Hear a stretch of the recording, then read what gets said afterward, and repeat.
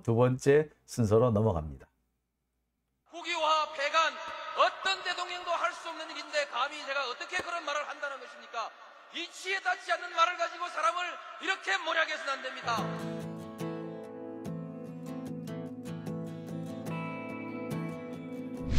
기나긴 밤이었거든.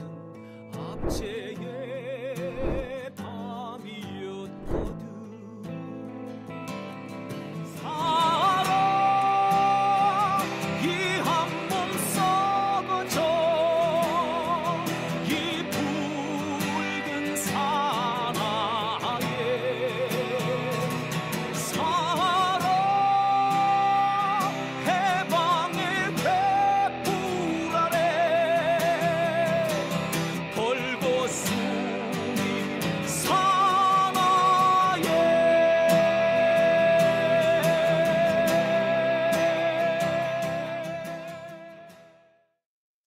네, 오밤중에 뉴스 함께하고 계신 지금 시각 12시 12분입니다. 김도진님, 천준호 의원까지 건드리는 건 다 이유가 있어요. 강북구 토착비리 범죄 물증 널려 있어요. 김앤장까지. 예, 총체적 범죄라고 하셨고요. 헌인마을도 다 연결이 돼 있다고 하셨네요.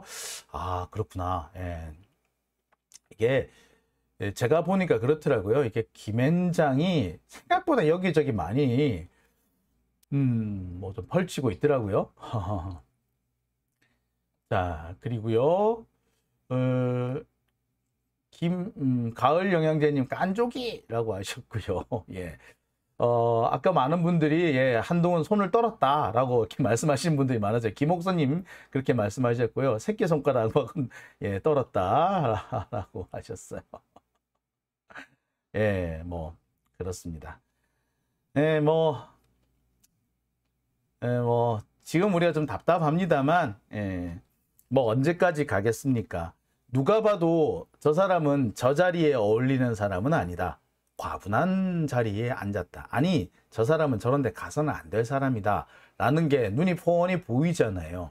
근데 그런 사람이 노력을 해서 그 자리에 어울리는 사람이 되기 위해서 움직이는 사람, 하루 열심히 뛰어다니는 사람 같으면 글쎄 좀 바뀔 수 있다고 생각합니다. 그런데 노력을 하는 게 아니라 다른 걸로 국민의 눈을 속인다든지 혹은 새치 혓바닥으로 비난을 회피하는 그런 짓을 해가지고는 얼마 못 가죠.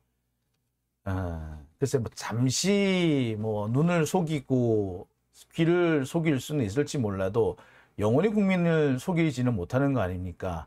마치 탁하고 치니 억하고 죽더라는 것과 너무 비슷한 상황이잖아요. 그죠?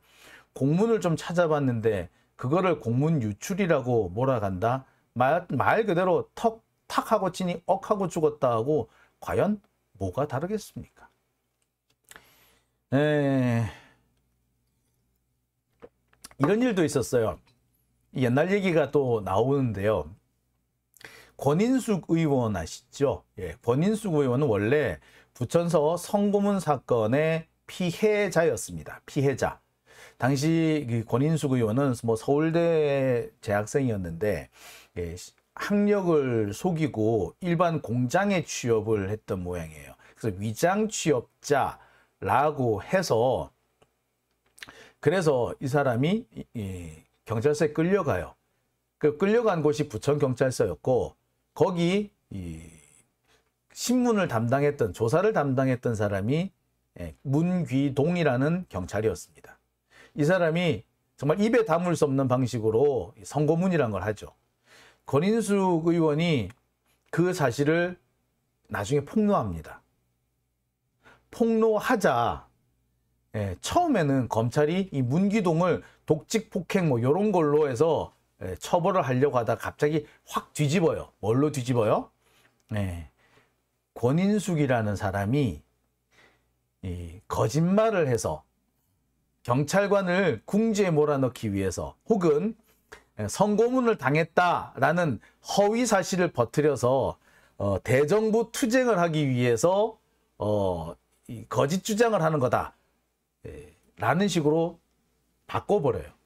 그래서 실제 그 당시 그 신문을 가만히 보면은 성까지 혁명의 도구로 삼았다. 이런 식의 보도가 나와요. 조선일보도 아마 그런 보도 했을 거야.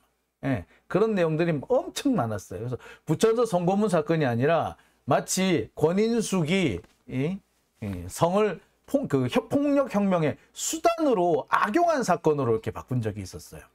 지금 딱 그런 상황이 진행되고 있다라고 해도 과언이 아닌 겁니다. 검찰은 그런 상황을 만들려고 지금 계속해서 생쇼를 하고 있는 거죠. 못돼 처먹은 놈들이지. 군사 독재 정권과 하등 다를 게 없는 개새끼들인 겁니다.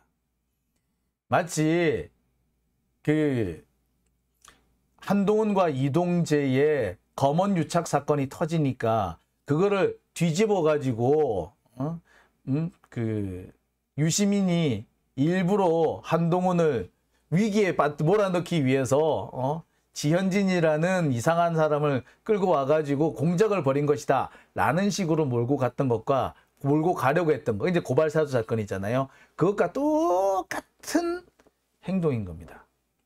이거는 이래서는 안 됩니다. 자, 오밤중의 뉴스 제가 준비한 첫 번째는 여기까지 했고요. 자, 두 번째 순서로 빨리 넘어가 보겠습니다. 두 번째 순서는요, 이기인을 증인으로 세운 검찰입니다. 대장동 이익 공유 요구, 이기인을 증인으로 세운 검찰입니다. 요 얘기는 참 제가 당황스러운데요. 대장동 이익을 나눠 갖자라고 했던 사람을 증인으로 세운 검찰, 참 저로서도 황당합니다.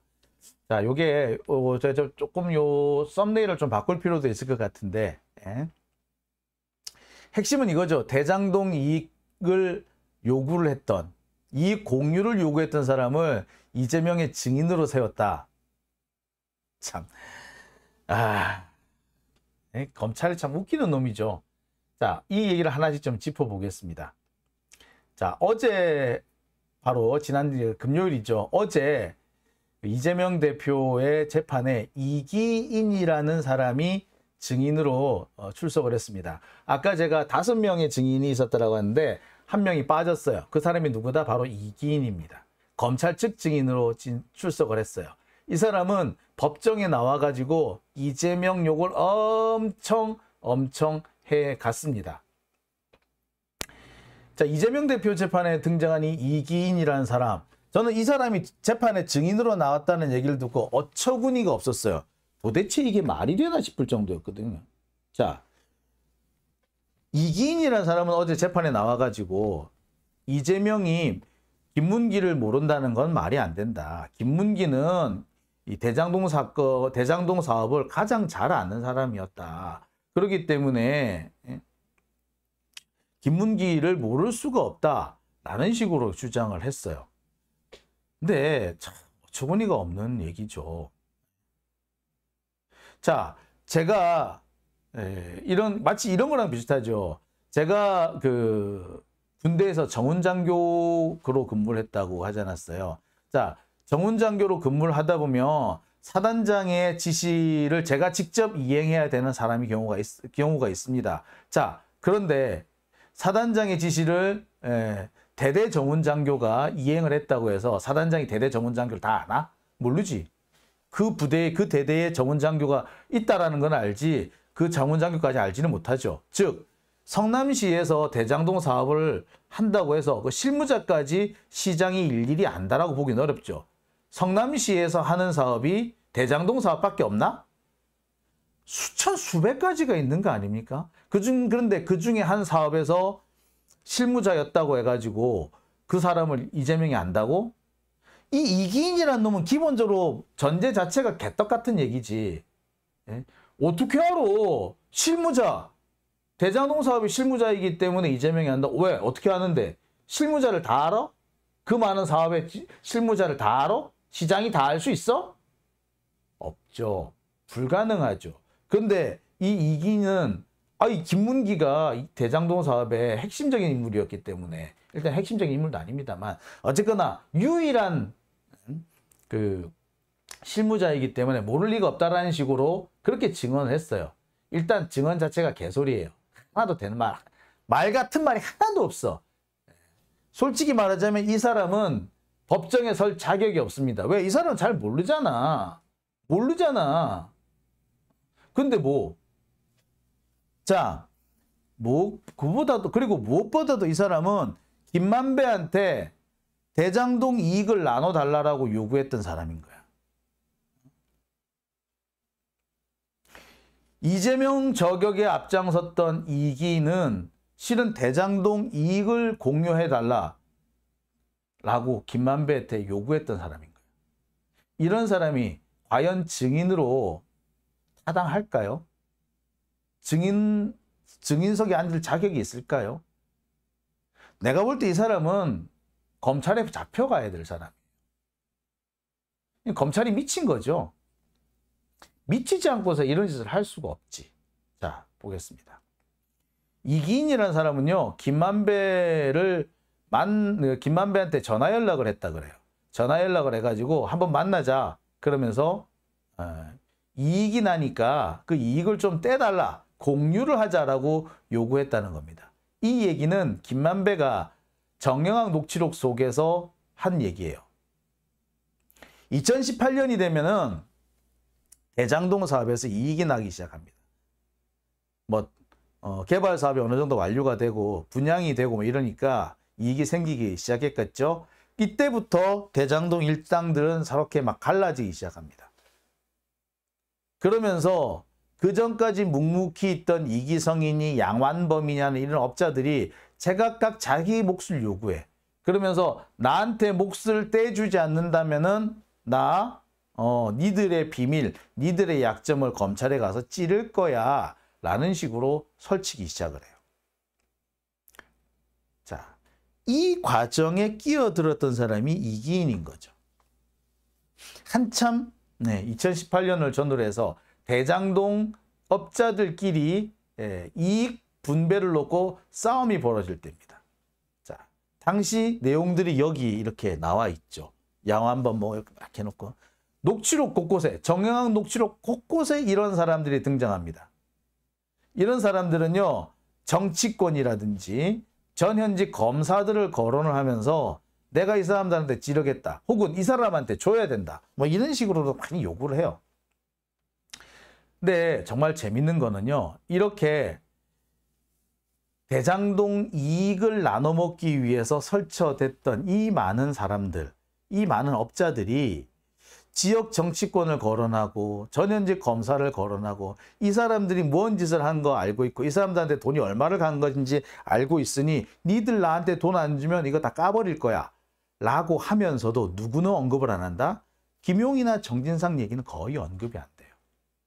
검찰이 지금 진행하고 있는 이 사건, 이 수사대로 한다면 제일 먼저 거론이 됐어야 될 사람들인 거죠. 하지만 거론 거의 안 돼요. 녹취록 곳곳에 등장하는, 제가 여기서 똥파리라고 했는데, 그러니까 이익을 보고 덤벼들어서 어떻게든 간에 이 이익을 나눠 먹으려고 했던 그 지역 업자들, 양완범, 이기성, 많아요, 정재창, 이런 사람들. 이런 사람들이, 지역 정치권 누구누구 의원, 전현직 검사들 막 거론하지만, 막상 검찰이 지금 시비를 걸고 있는 김용, 정진상 얘기는 거의 안 나와. 자, 그렇다면 이 검찰 수사 자체가 애시당초 방향이 틀렸다고 볼 수도 있죠. 어쨌거나 이 얘기는 좀 더 나중에 다시 한번 하기로 하고요. 이 과정에서 등장하는 사람이 곽병채의 선배라는 사람입니다. 곽병채의 선배가 나타나가지고 이 대장동 이익을 공유하자 하더라. 그런 놈이 있더라. 누군데 걔가? 바로 이 사람입니다. 이재명은 김문기를 알고 있다라고 오래전부터 떠들고 다니면서 이재명 대표를 저격을 하고 다녔던 이 이기인이라는 사람입니다. 현재 경기도의원이고요. 과거 성남시 의원이었죠. 이렇게 이재명, 그러니까 이 사람은 이재명 까는 걸로 정치 생명을 유지하고 있고 표를 끌고 다니는 그런 자죠. 한마디로 어그로꾼이야. 실력은 없고. 이 사람이 그래서 한참 뭐 국민검증특위 뭐 이런 걸로 활동을 했었는데, 자, 이 사람은 한마디로 말해서 자신이 뭔가 자세히 알고 있는 건 하나도 없지, 그냥 주워 들은 얘기 전원의 전원만 알고 있는 거잖아. 그런데 이 사람을 법정에 증인으로 앉혔다? 말이 안 되는 얘기죠. 증인의 자격이 없는 거지. 정치적으로 상반된 입장에 있는 사람이고, 이 사람은 이재명이 추락을 해야지 자신이 정치적으로 이익을 보는 사람이야. 따라서 이 사람이 과연 객관적인 진실을 말한다라고 보기가 어려운 거예요. 거짓말까지는 아니라 하더라도 자기 입장에 편향된 얘기를 할 수밖에 없는 거란 말이야. 그러니까 이런 사람을 법정에 증인으로 앉히는 것 자체가 틀렸죠. 그런데 이 사람을 굳이 검찰에서 물고 와가지고 증인석에 앉혔어요. 나오는 얘기는 뭐밖에 없겠어? 이재명 욕밖에 없겠지. 그래 놓고서는 이걸 또 언론에 보도를 한다? 쫙 한다. 김문기를 모를 수가 없다. 지가 어떻게 하는데, 네가 어떻게 하는데? 얘 몰라. 아무것도 몰라. 조사를 해서 안다? 그랬으면 직접 증거를 가져오라고. 내가 이 진술을 누구한테 받았는데 이 사람을 법정에 증인으로 데리고 오면 알 수 있을 거다. 라든지. 그게 아니면은 내가 조사 과정에서 이런 증거물을 확보했으니 이 증거물이 뭐다라고 그렇게 제출을 하든지. 그렇게 해야지. 지가 지 생각을 말하는 게 그게 법정이야? 아니라고. 근데 검찰은 이기인을 불러다가 네 생각을 마음껏 얘기해봐 라는 식으로 한 거죠. 그걸 증언이라고 떠들어. 그리고 이거를 기자들이 받았어. 하나부터 1부터 말 끝까지 기본이 안 된 새끼들이야. 기본이 안 된 새끼들. 자, 어쨌거나 여기에서 등장하는 사람이 곽병채의 선배가 되는 시의원입니다. 이 사람이 누구다? 예, 바로 앞에 보여드렸던 이 이기인입니다. 이기인, 앞서서 녹취록 곳곳에 등장하는 똥파리들, 전현직 국회의원이나 지역 정치권이나 검사들을 거론하면서 나도 한몫 떼줘라고 요구했던 그 많은 사람 중에 곽병채의 선배가 거론이 되는데, 그 곽병채의 선배가 바로 이 이기인이라는 사람이더라. 이거. 자, 보시다시피 정영학 녹취록 제15차 녹취록에 등장을 하는 사람입니다. 자, 여기에 뭐라고 나오느냐. 곽병채 선배, 시의원, 이기인 의원, 국민의힘, 화천대유 시행사 이익을 공유하자. 끝나고 김만배와 만나고 싶다. 이런 식으로 라고 전달을 해왔다라는 거예요. 자, 이게 어디 등장한다? 일단 이 부분은요. 자, 녹취록의 내용을 정리한 초안에 등장합니다. 여기쯤에. 곽병채 선배 시의원 이렇게. 자, 이렇게 이기인 국민의힘이라고 딱 뜨죠. 자, 이런 사람을 이런 사람을 증언대에 앉힌 게 과연 정당한 걸까요? 이런 사람은 이런 사람 솔직히 증언대에 서는 게 아니라 피고석에 서야 되는 거 아니에요? 범죄자 아니야? 이익을 공유하자고? 지가 뭔데? 협박한 건가? 네. 이 사람 감옥 가야 될 사람이잖아. 이런 사람을 증언대에 세웠다고? 참. 검찰이 미친 거죠. 이게 말이나 되는 소리입니까? 자, 화천대유 이익을 공유하자라고 요구를 했다는 거 아닙니까? 자, 구체적으로 한번 볼게요. 자, 바로 이 대목입니다. 제15차 녹취록, 15차 녹취록에 26페이지 정도에 등장하는 대목입니다. 잘 보시죠. 김만배, 정영학, 시의원, 김만배, 시의원, 저 병채 선배인데, 시의원, 저 병채 선배인데, 시행사 이익을 공유하자. 끝나고 나하고 만나고 싶다. 이런 식으로 그래서 한번 만났는데, 그런데 다른 얘기를 하는 거야, 막상 만나니까. 그래서 이제 한번 시도를 좀 해봐야겠다. 이런 대목입니다. 자, 이 부분. 자, 자세히 한번 볼게요. 자, 이 부분 중간점에 보이시죠? 이 부분. 예. 자, 시의원 저 병채 선배인데 시행사 이익을 공유하자. 끝나고 나하고 만나고 싶다. 뭐 이런 식으로 말하길래 한번 만났는데 그런데 만나니까 막상 다른 얘기를 하더라. 그래서 내가 이번에 한번 좀 만나서 시도를 좀 해봐야겠다. 뭐 돈을 줄 테니 뭘 좀 도와달라. 뭐 이런 식으로 한번 해볼까. 뭐 이런 취지의 말로 보이죠. 그죠? 자, 다시 한번 명백히 보시죠. 김만배가 직접 얘기한 겁니다. 김만배가 남한테 들었다. 정영학이 혹은 남욱이 들었다가 아니라 김만배가 직접 얘기를 한 거고요. 그 얘기가 녹취록에 그대로 적혀 있습니다.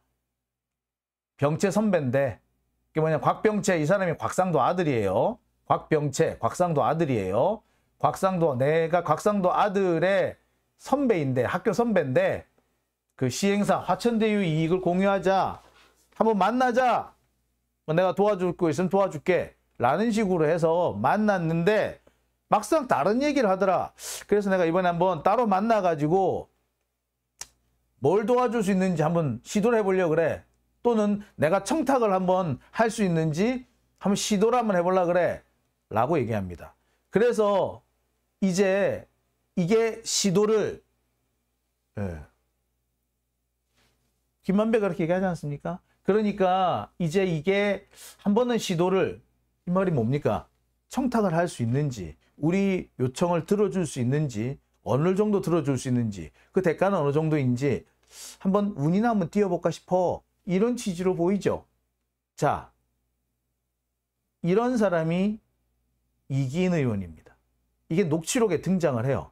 지금까지 이 이기인에 대해서 별로 거론이 안 됐습니다만 이기인 이런 식으로 대장동에 개입을 하려고 했던 사람이에요.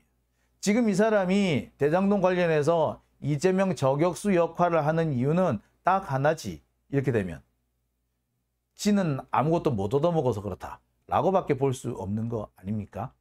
그죠?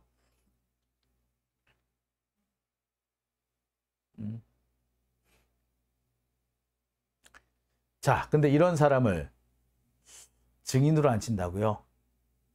검찰 미친 거죠. 이런 사람을 또 증인으로 받아줬다고요?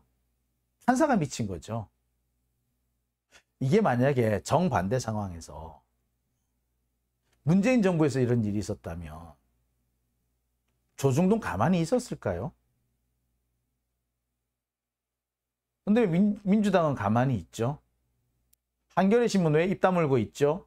경향은 뭐하지? 진짜 인간들이 아닌 거지. 기본이 안 돼 있는 겁니다. 제가 요즘에 확인해 보니까 그렇더군요.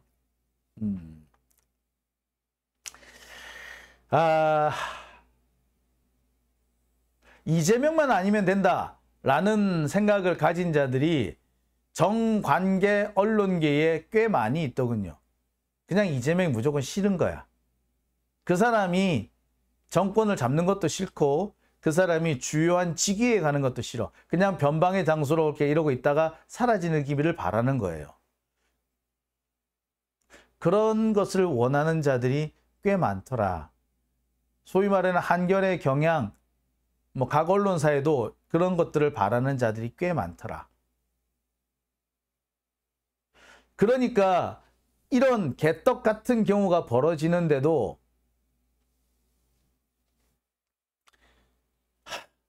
아무도 시비를 안 삼는 거죠. 이게 말이 됩니까, 여러분? 이게 말이 되냐고요. 이런 식으로 돈 내놔라 한 놈이 법정에 앉아, 증인으로 법정에 앉아 있다고? 증인이 아니라 이 사람 감옥을 가야 되는 거 아닙니까? 자, 100번 양보를 해서 녹취록이 사실이 아니라고 해도 마찬가지입니다. 적어도 이 사람이 객관적인 증언을 할 사람은 아니죠. 증언의 신빙성이나 증거 능력 모두 기본적으로 의심이 되는 겁니다. 이런 사람은 법정에 설 이유도 없고 세워서도 안 됩니다. 진술이 오염된 상태에서 오염된 진술을 하면은 다른 증거나 다른 증언을 오염시킬 수 있기 때문에 하면 안 돼. 게다가 이 이기인이라는 사람은요, 기본적으로 법정에서도 계속 거짓말만 떠버렸어요. 거짓말이 아니면 잘 알지도 못하면서 지 내피셜이 사실인 건 그냥 떠들었어요. 그리고 이게 언론에 그대로 보도됐습니다. 한번 볼까요? 자, 이런 내용이 있습니다. 전 성남시 의원 이기인을 말합니다. 김문기 모른다는 이재명 황당무계. 뭐가 황당무계야? 지는 뭐 다 아나? 지도 뭐 모르는 거 많지 않나? 자, 김문기는 이재명의 공약이라 불렀다. 모른다니 황당무계. 아, 김문기가 뭐라고 불렀던 간에 그게 뭐? 이게 왜 그런데 모를 수도 있지. 이게 왜 이재명이 김문기를 아는 증거가 되죠? 일단 개떡 같은 주장만 해. 자, 특히 세 번째 보십시오. 김문기 유일한 대장동 실무자. 자, 이거는 소리죠. 이거는 만약에 이걸 이기인이라는 사람이 함부로 떠버렸다면 이건 거짓말 아니면 쥐뿔도 모르는 새끼가 지 뇌피셜을 떠버린 거야. 법정에서 개소리한 거예요. 왜? 보여드릴까요? 자, 여기 보세요. 자, 김문기 씨가 이재명 대표와 통화했다고 자랑했다라고 증언한 사람이 있습니다. 성남시 직원이었던 한모 씨고 이 사람은 김문기 부하 직원이에요. 이 사람도 김문기와 함께 대장동의 실무자 중 한 사람이었어요. 자, 여기 실무자 또 있네. 그죠? 유일한 사람이 김문기라며. 근데 여기 또 한 사람 있네. 자, 그 다음에 또 정민용 변호사라는 사람도 있죠. 정민용 변호사는 이 대장동 이 사업 진행과 관련해가지고 김문기와 함께 성남시에 보고를 하러 갔고 그 보고를 하는 과정에서 이재명 당시 성남시장과 토론을 열띤 토론을 했다라는 사람이 정민용이에요. 자, 이 정민용 대장동 사업의 실무자 맞죠? 실무자예요. 그죠? 자, 그러면 김문기만이 대장동 사업의 실무자, 유일한 실무자란 말은 맞다 아니다? 틀렸다죠. 정민용도 있고 김문기의 바로 직속부하 한모 씨도 있고 적어도 세 사람은 있는데 뭐가 유일한 한마디로 거짓말이죠. 사실과는 전혀 다른 겁니다. 이런 얘기를 법정에서 아무렇지 않게 떠버렸고요.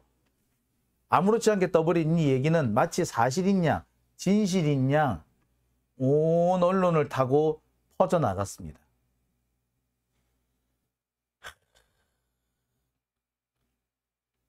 사실 이게 맞는 얘기일까요? 참 어처구니 없는 대목 아닙니까? 자, 왜 이런 일이 벌어질까요? 저는 이게 한동훈식 재판 전략이라고 생각이 듭니다. 이 한동훈이라는 사람은요, 언론을 너무 잘 알죠. 언론을 참 적극적으로 이용합니다. 그러니까 수사의 시작부터 재판이 끝날 때까지 언론 플레이를 손에서 놓지 않는 자입니다. 언론 플레이를 위해서는 본질은 팽개쳐 두고 여론몰이 하는데 집중을 할 수도 있어요. 상관없어.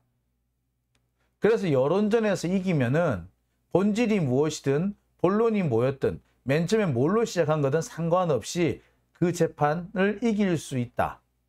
심지어 법정에서 무죄가 입증이 된다고 하더라도 법원이 무죄 선고를 할 수 없다라는 것까지 알고 있는 자입니다. 그걸 잘 이용하는 거지. 10분 활용하는 거지. 그래서 법정에서 이기는 것보다 여론에서 이기는 데는 먼저 더 방점을 두는 거죠. 이런 한동훈식 재판 전략은 법정에 어떤 증거를 내고 법정에서 어떻게 하느냐, 무엇을 입증하느냐보다 거기서 무슨 짓을 해가지고 어떻게 기사가 많이 나갈 거냐, 요것만 노리고 있는 놈이지. 그러니까 지금과 같은 일이 벌어지는 겁니다. 당장 검찰로서는 재판의 내용을 보면은 패색이 짙은데 이것을 어떻게든 간에 뒤집으려고 보니까 할 수 있는 방법이라고는 여론전밖에 없고, 여론전을 뒤집어 놓으면, 여론을 자기한테 유리한 방향으로 만들어 놓으면 재판에서 유죄 입증을 못하더라도 전혀 불리하지 않다라 생각하는 거지.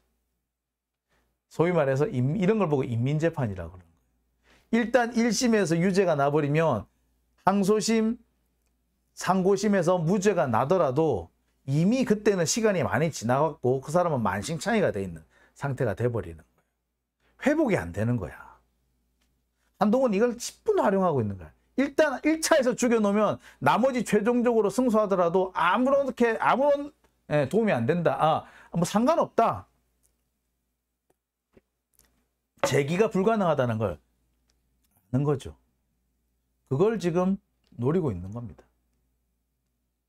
한동훈식 재판 전략이고 이게 한동훈식 사실은 검찰의 재판 전략이라고 보면 돼요. 여러분 대검 중수부가 있을 때 그리고 좀 더 확대돼 가지고 서울중앙지검 특수부까지 합쳐서 이들이 수사한 사건의 무죄 선고 비율이 어느 정도 되신 줄 아십니까? 30%입니다. 3분의 1은 무죄예요. 그나마 완전히 무죄는 아닌데 일부라도 유죄가 선고되었기에 그런 사건이 많아도 많아서 30% 무죄 선고율이지, 만약에 순수하게 본론에서 진 거면은 다 진 걸로 이런 식으로 몰았으면 아마 패소율, 무죄율이 더 높을 거예요. 우리나라 일반 형사사건의 무죄 선고 비율은요, 사실 뭐 3% 정도밖에 안 돼요. 엄청 낮아요. 기소가 되면 거의 유죄가 인정된다고 보는 게 맞습니다.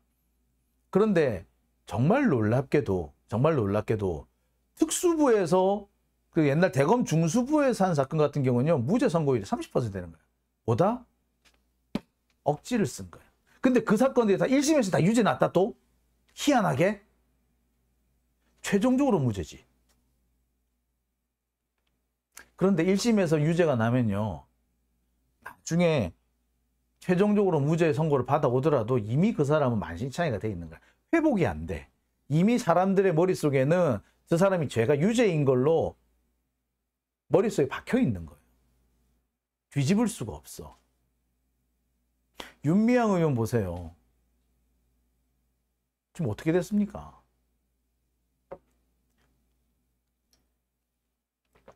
김남국 의원 보세요. 김남국 의원은 뭐야? 재판에 가지도 않았어. 검찰이 수사도 못했어. 검찰이 압수수색 영장 뭐 많이 꺼내왔죠. 그래가지고 여기도 저기도 압수수색 했죠. 계좌 추적하고 다 했지. 그런데 못했잖아. 아무것도 못 찾았잖아. 진짜 문제가 있었으면 지금 살아남기는 했겠어요? 근데 김남국을 제명한답니다. 이게 말이 되는 얘기인가요? 예, 여론전으로 여론몰이를 해가지고 그냥 사람 하나 죽이는 거야.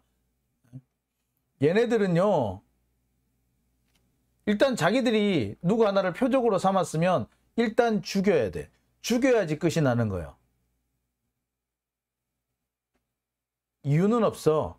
자신들한테 불리한 정책을 펴는 자는 일단 죽이는 거예요. 그게 지금 검찰의 그리고 언론의 행태인 겁니다. 몇 년 뒤에 다시 보세요. 그 사람 결국 뭐 했지? 뭐가 잘못했지? 없어.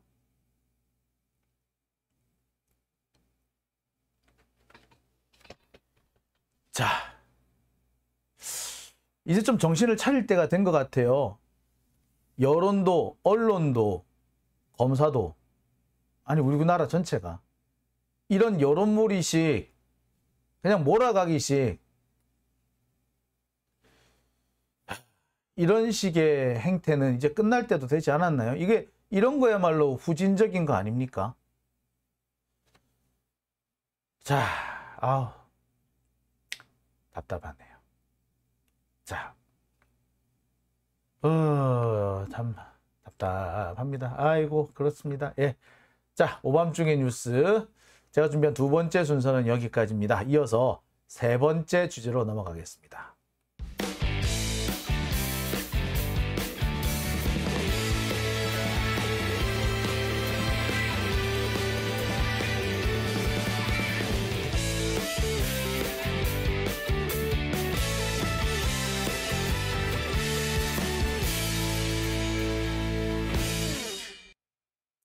네, 오밤